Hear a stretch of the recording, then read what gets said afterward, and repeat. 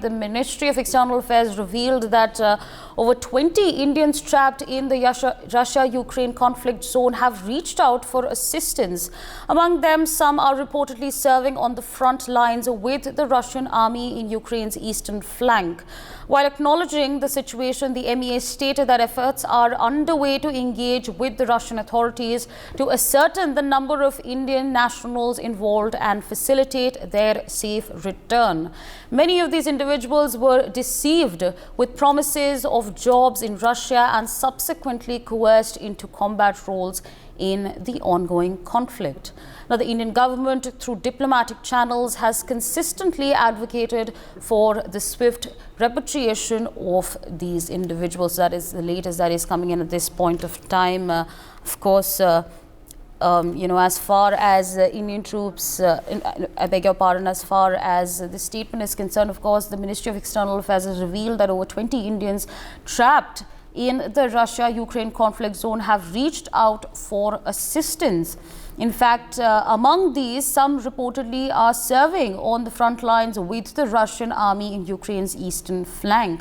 Now, while acknowledging the situation, the MEA stated that efforts are underway to engage with the Russian authorities to ascertain the number of Indians who are in fact involved and, in fact, of course, facilitate their safe return.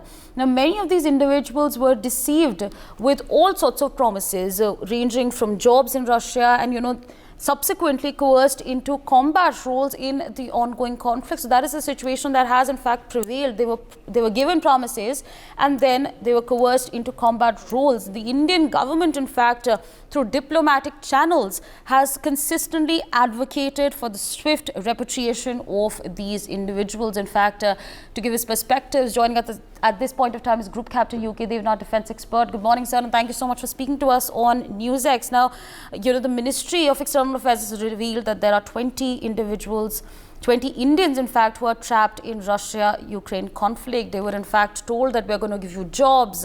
There were all sorts of promises that were made, but then they were subsequently coerced into combat roles in the ongoing conflict. What do you make of these efforts that are now being made by the Indian government to, in fact, safely, to ensure that there's a safe return of all these Indians who are trapped in amidst, in fact, the Russia-Ukraine conflict? Yes, Asawari, Government of India and our intelligence agencies were keeping track of these developments for last 1 year.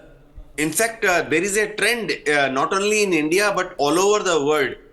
Wherever poor community people who are seeking who are seeking some kind of a work all over the world, including India and some of the countries in Southeast Asia, where there are poor people who are jobless. These people are entrapped by very, very clever, manipulative agencies and are taken to other countries for, kind of illegal, unauthorized hard work. And then some of these gullible people who are physically fit and young people, say primarily in the age group 18 to 45, are sometimes forced to participate in the domestic civil wars of those countries. Something similar had happened in the past also. If you remember, some Indians were lured into fighting for Al-Qaeda, for ISIS in places like Iraq, Syria. That time also Government of India had played a very proactive role in identifying them and safely bringing them back to India. Now, as far as this present case is concerned, it is a little surprising indeed that our embassy in Ukraine, our embassy in Moscow missed, tracking these people. Obviously, they were issued a passport, they were issued visas by these countries.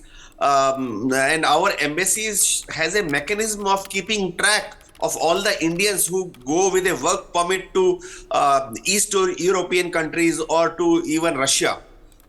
Thereafter, embassies are supposed to do a kind of every month, every quarter, a check about their wherewithals, their welfare. Anyway, there aaye durust aaye. Now Government of India is in contact with these people. Our embassy has gone into active mode in Moscow Ukraine, and these people will be identified. First requirement is to ensure that they are physically and mentally able and well and alive. Because when they are utilized in a battle zone, it is very common for untrained minds to become physically and mentally disturbed. So their mental well-being has to be established. Thereafter, a mechanism has to be found out wherein Russia officially hands them over to Indian representative, our embassy, and then they are given a safe shelter. They are fed, they are clothed. It is seen that they do not have any disease, and then they are transported back to India. It will take some time. There are certain medico-legal implications, but it will happen within next 30 days. Yes, Asavri? For more such videos, subscribe to the NewsX YouTube channel, hit the bell icon.